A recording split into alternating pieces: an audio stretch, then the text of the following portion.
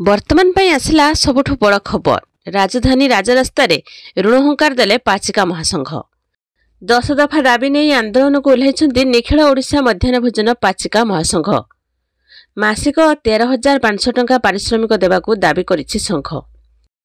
ଦୈନିକ 452 ଟଙ୍କା ହିସାବରେ ମାସିକ ଦରମା ପ୍ରଦାନ ସହ 2018ରୁ ବକେୟା ଟଙ୍କା ଦେବାକୁ ଦାବି କରିଛି ସଂଘ।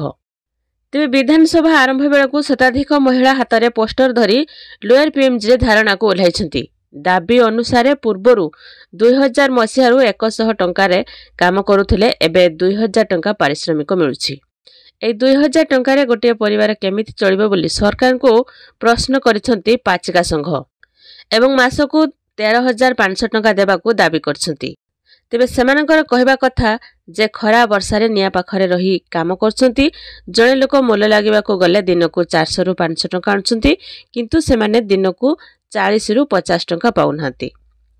ତେବେ ସେମାନଙ୍କର ପାରିଶ୍ରମିକ ବଢ଼ାନ୍ତୁ ବୋଲି ସରକାରଙ୍କ ପାଖରେ ଦାବି କରିଛନ୍ତି। ଏହି 10 ଦଫା ଦାବି ନେଇ ଲୋୟର ପିଏମ୍ଜିରେ ପାଚିକା ମହାସଂଘ ଗର୍ଜନ କରୁଛନ୍ତି। 10 ଦଫା ଦାବି ନେଇ ଆନ୍ଦୋଳନକୁ ଓହ୍ଲାଇଛନ୍ତି ନିଖିଳ ଓଡ଼ିଶା ମଧ୍ୟାହ୍ନ ଭୋଜନ ପାଚିକା ମହାସଂଘ। ତେବେ ସେମାନଙ୍କ କହିବା କଥା ଯେ ମାସିକ 13,500 ଟଙ୍କା ପାରିଶ୍ରମିକ ଦେବାକୁ ଦାବି କରୁଛନ୍ତି। ଦୈନିକ 452 ଟଙ୍କା ହିସାବରେ ମାସିକ ଦରମା ପ୍ରଦାନ ସହ 2018ରୁ ବକେୟା ଟଙ୍କା ଦେବାକୁ ଦାବି କରୁଛି ସଂଘ। ଏହା ପୂର୍ବରୁ ରାଜ୍ୟର ପାଚିକା ତଥା ସହାୟକଙ୍କ ମାସିକ ଦରମାକୁ ନେଇ ବଡ଼ ଘୋଷଣା କରିଥିଲେ ରାଜ୍ୟ ସରକାର। ସେମାନଙ୍କର 2,000 ଟଙ୍କାରୁ 3,000 ଟଙ୍କାକୁ ବୃଦ୍ଧି କରାଯାଇଥିଲା। ଆସନ୍ତା ଏପ୍ରିଲ 1 ତାରିଖରୁ ଏହି ବର୍ଦ୍ଧିତା ପାରିତୋଷିକ ଲାଗୁ ହେବ ବୋଲି କୁହାଯାଇଥିଲା। ତେବେ ସେମାନଙ୍କର ଦାବି ହେଉଛି ଯେ ସେମାନଙ୍କର ଦରମା ବଢ଼ାଯାଉ। 13,500 ଟଙ୍କା ଦେବାକୁ ଦାବି କରୁଛନ୍ତି। ଏହାଦ୍ୱାରା ରାଜ୍ୟର କାର୍ଯ୍ୟରତ ପାଚକ ଓ ପାଚିକା ଉପକୃତ ହେବେ। ଏଥିପାଇଁ ରାଜ୍ୟ ସରକାର ବାର୍ଷିକ 112 କୋଟି 9 ଲକ୍ଷ ଟଙ୍କା ବ୍ୟୟ କରିବେ।